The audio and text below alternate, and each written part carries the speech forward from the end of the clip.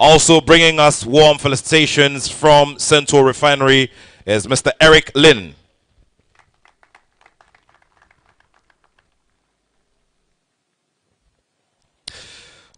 I duly also acknowledge the presence of a key technical advisor of the Ministry of Energy and Green Transition, Dr. Suleiman Yusuf.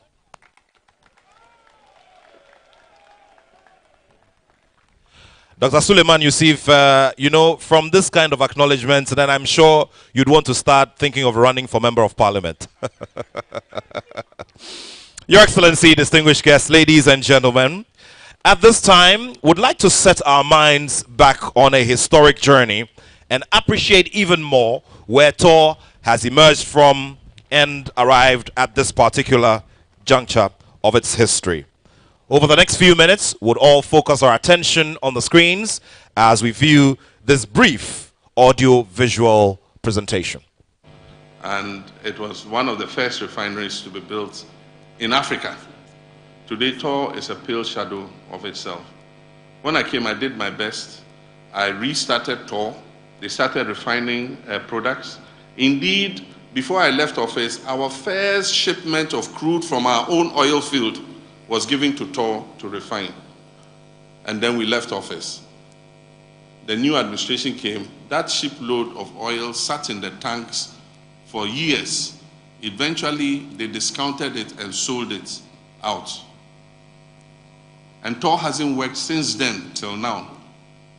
All TOR is surviving on is the revenue it gets from the single buoy mooring facility that offloads petroleum products and their storage tanks. That's all. Aside from that, the refinery has not been working for almost more than 6 years of this government's administration. Every meaningful transformation begins with a vision. During the 2024 presidential campaign, His Excellency John Dramani Mahama spoke about restoring Tema Oil Refinery to operations. It was more than a campaign message. It was a statement of belief that Ghana's national refinery could work again. At the time, Tema Oil Refinery Ltd had carried years of inactivity and uncertainty. Tema Oil Refinery. Tema Oil Refinery. Now disaster looms at the Tema Oil Refinery.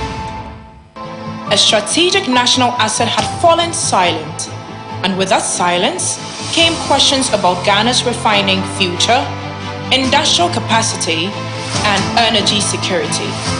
But even in that period, the belief that Tema Oil Refinery could work again never completely disappeared.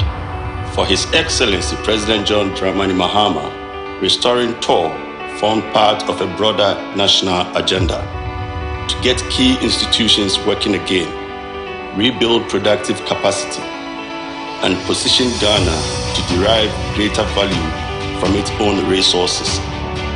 TOR mattered because it was never merely a lineup of tanks. High national pride, energy security, and the possibility of reducing the country's heavy dependence on imported refined products. The President challenged the nation to believe in the refinery again.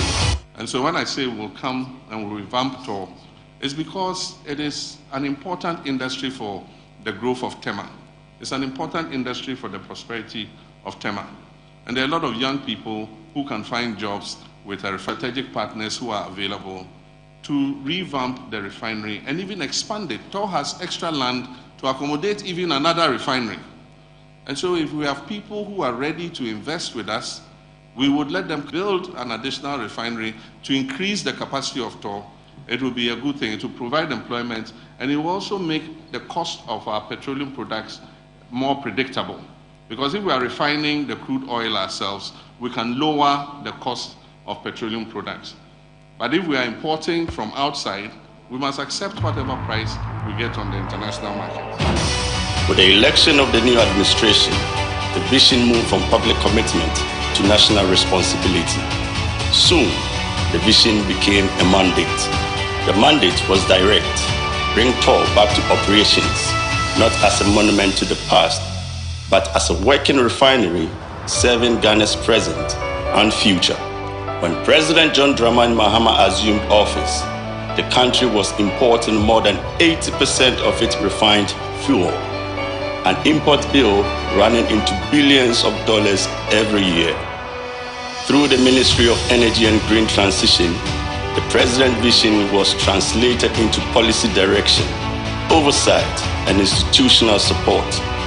The Honorable Minister for Energy and Green Transition, Dr. John Abdullahi Jinapor, maintained a close interest in the recovery, engaging the refinery's leadership, inspecting work, and reinforcing government's expectation that TOR should operate safely, efficiently, and sustainably. Honourable members, you may be aware, there's a Petroleum Revenue Management Act.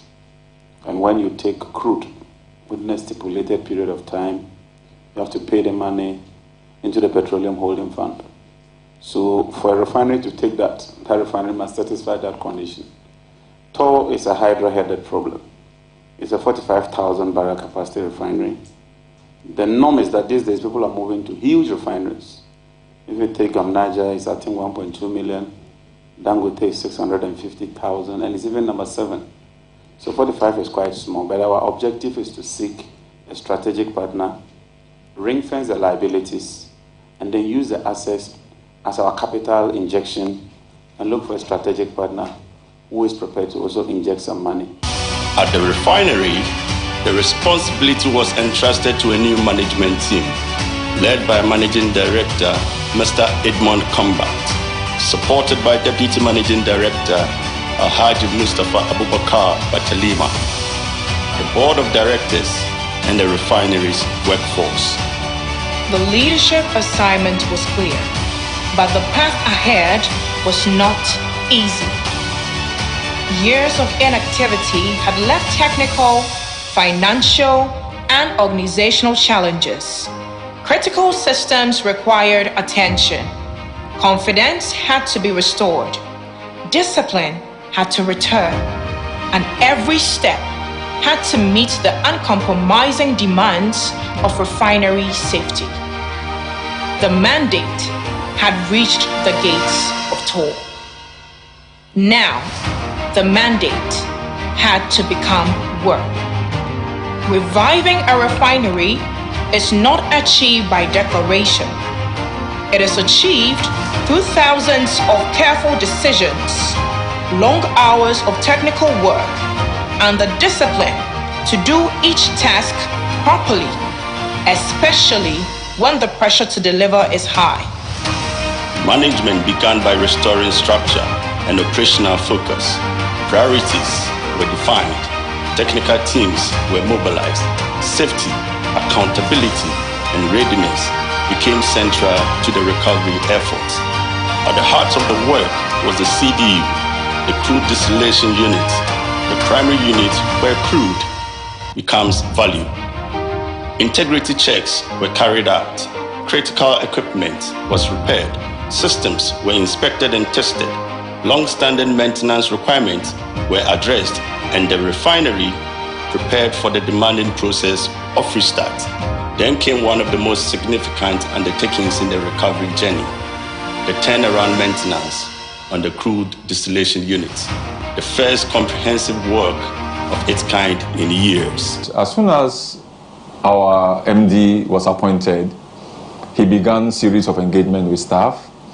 And one of the things that dawned on him when he visited the department was that a gentleman rose up and said to him, MD, look around in this room. And MD was just looking around. He said, MD, we have the best of engineers in this room or in this plant. We have the best talents, we have the expertise, we have the skills. Please and please, make good use of our talents before we retire, for we've been sitting idle for so many years. It was then that MD, when we got back to the office, it dawned on him and he called me and said, DMD, I think it's time to set up the turnaround maintenance team to begin work.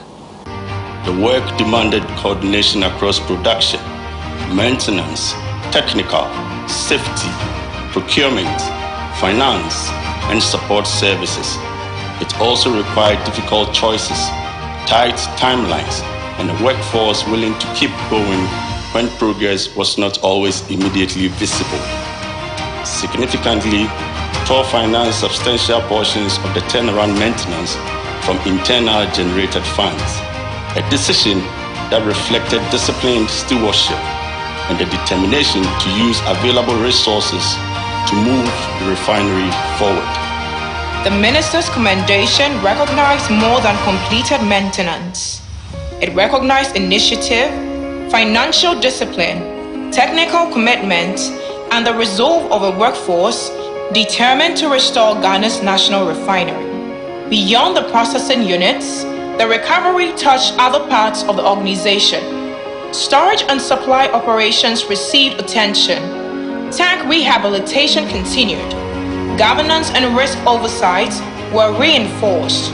Staff transportation and operational logistics improved. Workspaces and public areas were renewed to reflect an institution returning to purpose. Piece by piece, system by system, the refinery was being prepared to move again. The proudest moment was when we finished the turnaround maintenance on schedule. And there was a day I went to the powerhouse utilities department and I heard some of the TOR workers gossiping. And these are workers who actually did the work and they were like, you know, like, are they those that did this job? They couldn't believe that they were able to do this job within this period of time. And for me, I realized that, look, we had actually succeeded because these were workers who were capable, but was made to sit idle for all these years without working. And the fact that, and you know, there is a way that you can be good at something and people's attitude can let you lose self-confidence in yourself. And these were astute engineers and other institutions were working and they were not working. And for the fact that they were able to get this done and get together and be discussing the works of their hands and be surprised that they were able to get this done within this period of time was a proud moment for me. And after months of preparation, the work began to speak for itself. Crude was received, systems came alive. The refinery returned to processing on December 19, 2025. TOR moved from plans and preparations to production, refining crude once again and demonstrating that the national refinery would return to meaningful operation. I'm also pleased to announce to you that Tema Oil Refinery is back.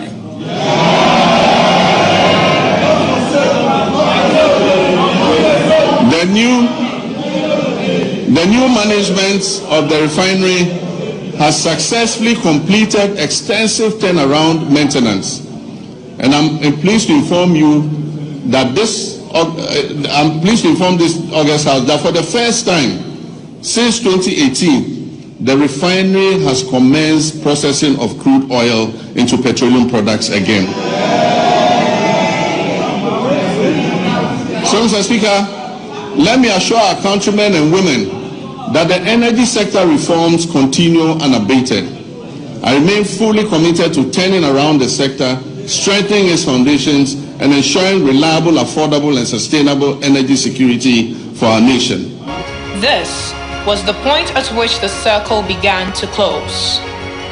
The president had asked the nation to believe that Tema Oil Refinery could work again. Now, the evidence was visible in operating units, products movement, and a refinery workforce back at work.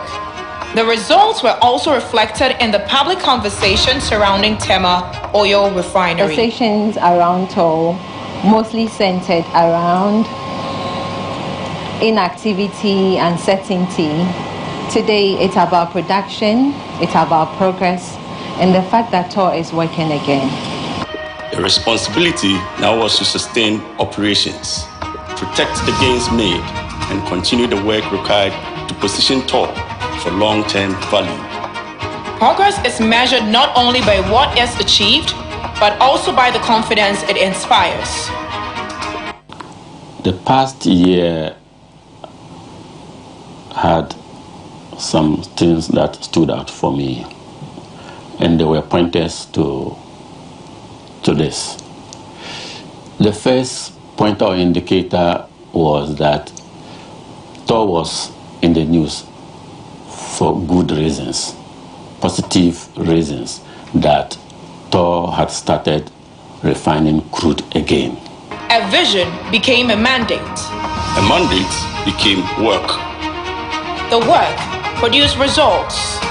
And now, the president returns to Tema Oil Refinery, not to repeat the promise, but to see what that promise sets in motion. He returns to a refinery, processing crude again. To a workforce restored to purpose. To a national asset moving from uncertainty towards sustained operation. The story of Tor's recovery belongs to many hands. The national leadership that set the direction, the ministry that provided oversight, the board and management that carried the responsibility, and the men and women of the refinery who did the work. But the journey is not complete. A refinery is not restored by one successful restart alone. Its future will depend on sustained crude supply, disciplined operations, continued investment, sound governance, safety, and a collective determination to protect the progress made. What has been achieved, however, has restored something that has been missing for years: belief. Belief that a strategic national institution can rise again.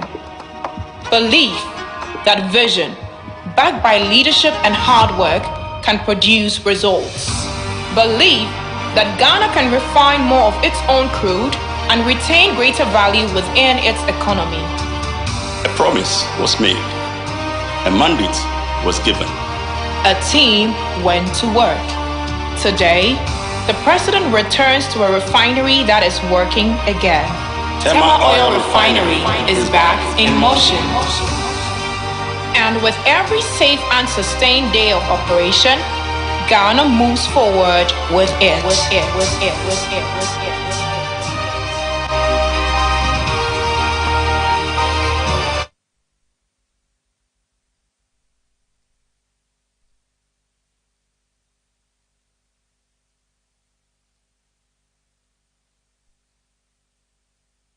One, two.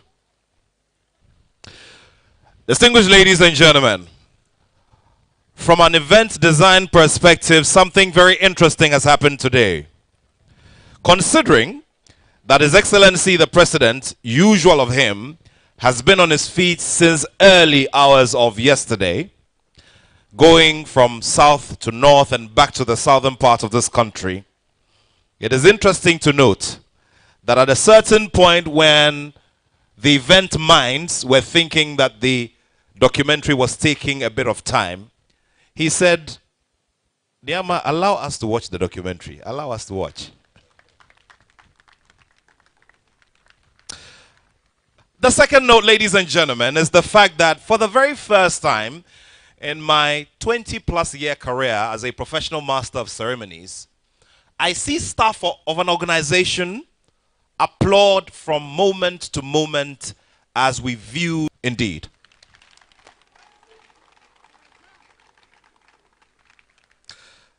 And of course, I'm sure that the biggest takeout from here today will be the three words and the three elements of that line.